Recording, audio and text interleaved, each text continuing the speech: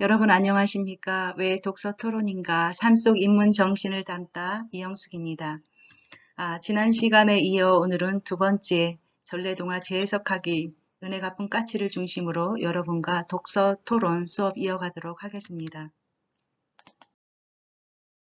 1강에서 말한 것처럼 여러분 책을 골랐을 때는 한 5분 정도 책 표지 제목에 오랫동안 그런 생각하는 시간 가지면 좋을 것 같습니다. 왜냐하면 제목에는 작가가 말하려는 전달하려는 그런 의도가 얼핏 깔려있기 때문입니다. 자, 은혜 갚은 까치. 네, 여러분 벌써 누구 중심으로 쓰여 있는지 이제 짐작이 되지요? 그거부터 출발하는 것이 좋습니다. 입체적 독서의 기본 첫 번째로 제목 오래 보기 앞에 이야기했었죠. 그러다면 동화가 누구 중심으로 전개하고 있는지 가늠이 됩니다. 또한 선비는 어떤 인물인지 여러분이 양면으로 분석하는 연습 많이 하라고 했었지요. 네. 그 다음에 두 번째 비판적 분석 능력. 그렇다면 이 책을 읽고 여러분이 의식을 확장을 하는데요. 새끼까지 목숨만 소중한가? 라고 사고력을 확장해서 이 문제까지 도달할 수 있어야 합니다. 생명을 평가하는 인간의 기준은 정확한가? 그렇죠. 자꾸 의심이 만들어지지요. 세 번째, 그렇다면 전체적으로 총합적으로 보는 그런 종합적 문제 해결 능력입니다. 선비가 해야 할 행동은 어떤 것인가? 여러분, 이거는 사실은 만나서 우리가 면대면 수업에서 친구들과 하브르타 수업을 통해서 해야 하는데 지금 코로나 때문에 그런 수업이 진행되지 못하고 있지요. 여러분 각자 옆에 친구가 있다고 생각하고 그렇다면 나중에 여러분이 선비라면 여러분이 혹은 선비가 해야 할 행동이 어떤 것인가 하고 크게 생각하는 그런 시간을 여러분 혼자 마련해 보도록 하십시오. 제목 오래 보기에서 1번 동화는 누구 중심으로 전개하고 있나? 여러분 답 생각해 본 적 있나요? 네. 네, 망설임 없이 우리가 선비 중심이라는 걸 알 수 있었습니다. 두 번째, 선비는 어떤 인물인가 양면 보기 하라고 했었지요. 단, 마음씨가 착하다, 마음씨가 나쁘다, 이런 식의 문장은 안 됩니다. 네. 그냥 여러분은 마음씨가 착하다, 마음씨가 나쁘다 하기 전에 그냥 상황을 이야기하면 됩니다. 그럼 어떤 친구는 이렇게 말하더라고요. 위험에 처한 생명을 불쌍히 여길 줄 안다. 측은지심이 있다. 그 다음에 분별 없이 참견하다. 생태계를 파괴했다. 그러니까 어리석다라고 보는 거죠. 네, 이런 것처럼 여러분이 앞으로 책을 읽을 때에도 마음씨가 나쁘다, 마음씨가 착하다 두루뭉술하게 넘어가는 일은 없어야 할 것입니다.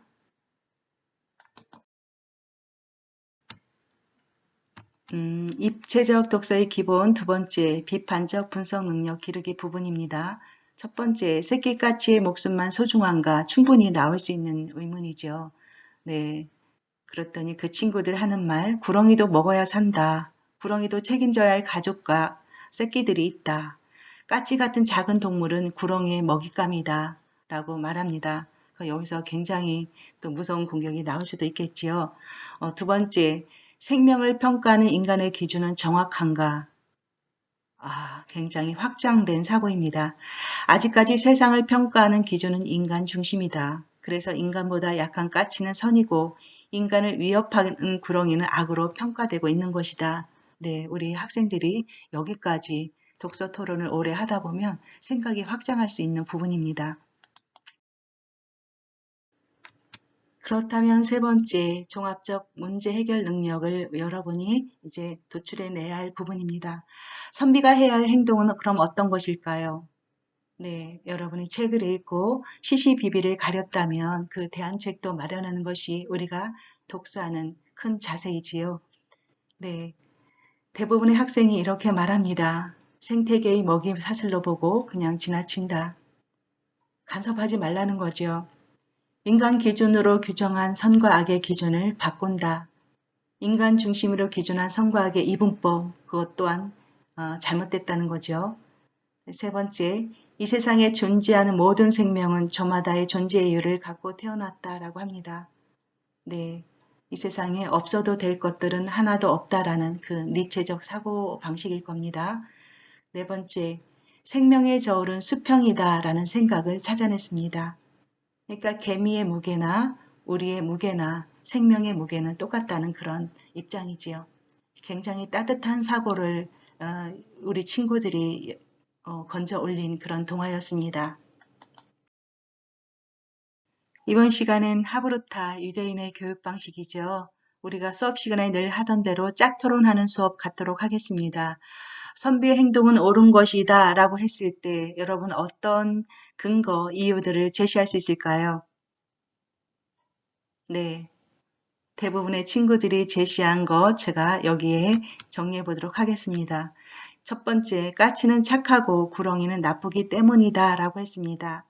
이미 우리 학생들은 머릿속에 그 개념 없이 그냥 까치는 착하고 구렁이는 무섭고 나빠 징그러워 이런 그 선관념들이 미리 이미 여러분 고착되어 있더라고요. 두 번째는 구렁이는 자기보다 약한 동물을 잡아먹는다. 그래서 징그럽고 무섭다라고 했고요.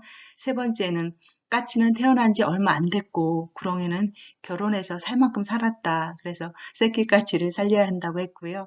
네 번째, 새끼까치는 여러 마리고 구렁이는 한 마리이기 때문에 많은 수의 새끼까치를 살려야 한다라고 이야기했습니다. 벤덤이 말하는 최대 다수의 최대 행복일까요? 네, 학생들은 여기까지 근거를 제시했습니다. 자, 여러분, 이것이 다가 아닙니다. 그러면 반대측 학생들은 어떤 반박을 했을까요? 자, 다음 장으로 넘어가 보도록 하겠습니다. 반론 제기 만만치 않죠. 이것은 옳고 그름을 따지는 관정에서 비판적으로 발생한 것이니까 비난이 아닙니다. 반론 제기의 첫 번째로 선과 악의 기준은 어떤 중심인가? 인간을 이롭게 하면 선이고 해롭게 하는 게 악이라면 요즘 농가의 가수원을 괴롭히는 까치는 어떻게 평가할 것이고 인간의 약재로 사용하는 뱀은 어떻게 평가할 것인가 라고 어떤 학생이 제기를 했습니다. 그러자 다른 학생이 두 번째로 자기보다 약한 동물을 잡아먹는 것이 악이라면 인간은 쌀밥만 먹으면 되는데 왜 생선이며 닭고기며 소고기를 먹는 것인가? 그런 논리라면 구렁이 입장에서 인간은 악이고 까치는 선이지 않는가라고 발전된 생각을 했습니다. 그리고 다른 학생이 세 번째로 태어나서 산 시간을 말한다면 인간이 가장 오래 산 동물일 것이다. 그러니 다른 약자의 위험 대상이 아닌가라고 했습니다. 그리고 네 번째, 많은 수의 새끼까치라 살려두고 구렁이를 죽인다면 천적이 사라진 이 땅은 아마 어마어마한 쇳대들로 가득할 것이다 라는 반론을 제기했습니다. 모두 틀린다고는 아니지요. 자, 은혜 갚은 까치 우리는 단순히 전래동화로 알고 있는데 이렇게 엄청난 생각들을 도출해내는 그런 텍스트가 되고 있습니다. 자, 다음 장으로 넘어가도록 하겠습니다. 자, 여러분 재미있게 진행되어 왔죠? 자, 흐르는 것들은 아름답다, 은혜 갚은 까치를 중심으로 제가 정리한 글이 있어서 여러분 머리 정리에 도움이 되라고 잠시 읽어드리도록 하겠습니다. 얼마 전 학생들과 전래동화 은혜 갚은 까치에 대해 토론한 적이 있다. 논제는 새끼 까치를 살리기 위해 구렁이를 죽인 선비의 행동이었다. 구렁이를 죽인 선비의 행동이 옳다고 생각한 학생은 까치는 착하고 구렁이는 나쁘다는 이유를 들었다. 침묵이 길어질 때 까치는 착하고 구렁이는 나쁘다는 근거를 어디에 두느냐고 물었더니 까치는 인간을 해치지 않지만 구렁이는 징그럽기도 하고 건드리면 공격하기 때문이라고 하였다. 이어 반대편 학생 중 하나가 시골에서 사과 농사를 짓는 외할아버지가 제일 싫어하는 것이 까치라고 반박했다. 맛있는 사과만 골라 쪼아놓기 때문이라는 것이다. 두 번째, 옳다는 이유로 까치는 태어난 지 얼마 안 됐고 구렁이는 결혼도 하고 살 만큼 살았다는 이유를 들었다. 그랬더니 반대측 학생이 구렁이도 먹잇감을 구해 먹여 살려야 할 가족이 있다고 반박했다. 그러자 한 학생이 새끼까치 숫자가 구렁이보다 더 많으므로 구해야 하는 것이 옳다고 하였다. 냉정하게 토론 과정을 지켜보던 한 학생이 자신보다 약한 새들을 먹잇감으로 하는 구렁이의 행동이 나쁜 일이라면 벌레를 먹잇감으로 하는 까치 또한 나쁘고 밥만 먹어도 되는 인간은 생선도 먹고 삼겹살도 먹기 때문에 더 나쁜 것이라 아니냐고 되물었다. 학생들은 활발한 논의 끝에 까치처럼 구렁이의 목숨도 소중하다는 결론과 함께 살아있는 모든 것은 수평이다는 확산적 사고를 도출해냈다. 벤담의 주장대로 최대 다수의 최대 행복을 최고선으로 학습받은 결과라면 행복한 개체수를 기준으로 다수의 행복을 계산할 때 구렁이 여러 마리와 까치 한 마리라면 앞의 숫자에 입각한 동일 적용은 매우 어렵게 될 것이다. 또한 소크라테스의 선과 악에 대한 이분법의 정의처럼 착한 일을 하면 선이고 그렇지 않으면 악이라고 할 때 그때의 선하고 악한 기준 역시 또 모호해질 것이다. 시대와 문화에 따라 선과 악의 기준은 달리 정의되지만 아이들이 그 구도를 통찰했다는 것만으로도 수업은 성공이다. 기존에 우리가 행운과 불운의 아이콘으로 규정해 놓은 까치와 까마귀에 대한 정의. 까치는 착하고 구렁이는 나쁘다는 인간 중심으로 분류된 이 땅의 정의들은 인간을 인식하는 주체로 규정하고 대상을 인식당하는 개체로 규정한 폭력적인 사고 체계라고 할 수 있다. 까치, 구렁이, 까마귀, 인간 모두 유기체로 어울려 살아가야 할 수평적인 존재들이다. 생명의 저울은 까치의 무게나 인간의 무게를 수평으로 만든다. 저들의 공중 쟁탈절이나 밥을 먹는 일도 지구의 한 부분을 움직이는 일이다. 작은 이 일이 88번의 흐름을 잇게 했듯이 까치와 까마귀 움직임과 강물처럼 자연스럽게 생동하며 흐르는 것들로 지구는 지금도 파스텔 톤 빛을 남기며 둥그러 간다. 흐르는 것들은 아름답다.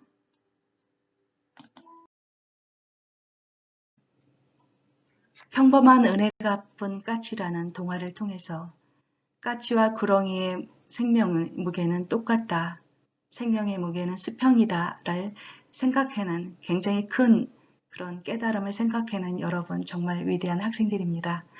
자, 까치와 독수리 이야기가 또 있는데요. 한번 들어보시기 바랍니다. 히말라야 중턱에 어떤 수도승이 참선을 하고 있습니다.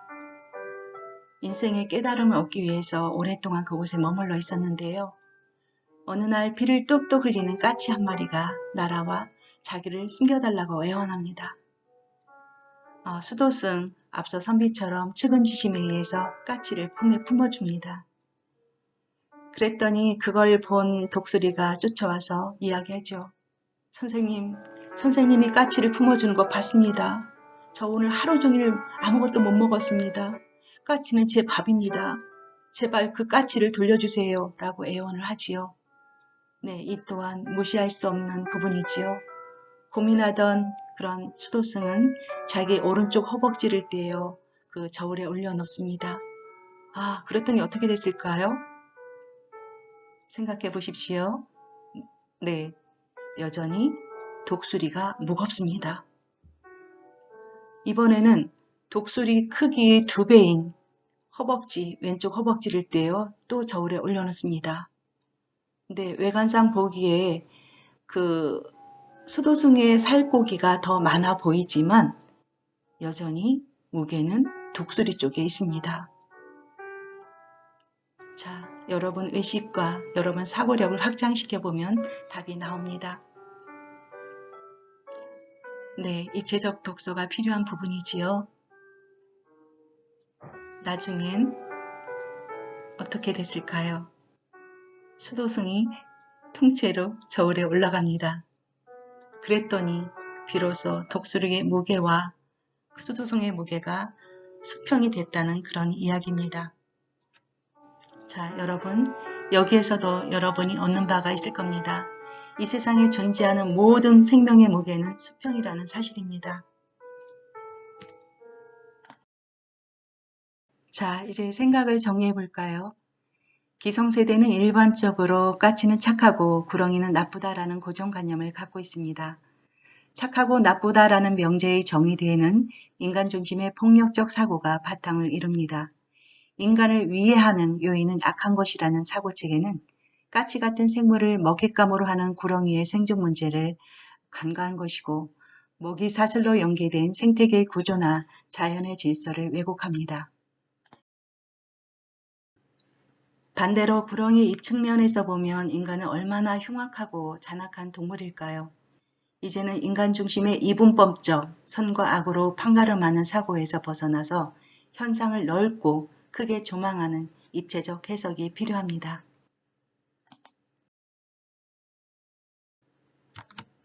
여러분, 이 세상에 없어도 될 것들은 하나도 없습니다. 저마다 존재하는 이유를 갖고 태어났지만 환경에 의해 왜곡됐을 뿐입니다. 여러분, 혹시 여러분 가까이에 괜히 싫은 사람이 있나요? 그 사람이 왜 그런 행동을 하는지 입체적으로 살펴본 적은 있나요? 그렇다면 한 발 다가가 사랑으로 먼저 보듬어 보세요. 여러분의 그 행동이 그 친구를, 그 사람을 변화시키고 나아가 내가 속한 환경도 변화시킵니다. 여러분 이제 정리하겠습니다. 은혜 갚은 까치, 우리 대수롭지 않게 생각했던 전래동화에 이렇게 큰 폭력성이 들어있는지 이번 시간에 여러분이 파악했을 것입니다. 자, 그러면 비유가 좀 셀까요? 악한 사람 주변에는 반드시 그를 아프게 찌른 바늘이 있습니다. 한 사람이라도 사랑과 관심을 보이면 그는 원래 제 자리로 돌아갑니다. 서로 다른 환경에서 서로 다른 모습으로 살아가지만 분명히 우린 서로 영향을 주고받는 소중한 관계입니다. 나 혼자 빚은 행복이란 절대 불가합니다. 인간은 사회적 동물로 살아가는 관계 속의 행복인 까닭입니다. 여러분, 이 세상은 개체 모두가 주인공입니다. 좋은 관계를 형성하며 더불어 행복한 오늘이 되시길 바랍니다. 오늘도 수고 많으셨습니다. 다음 시간에 보도록 하겠습니다. 감사합니다.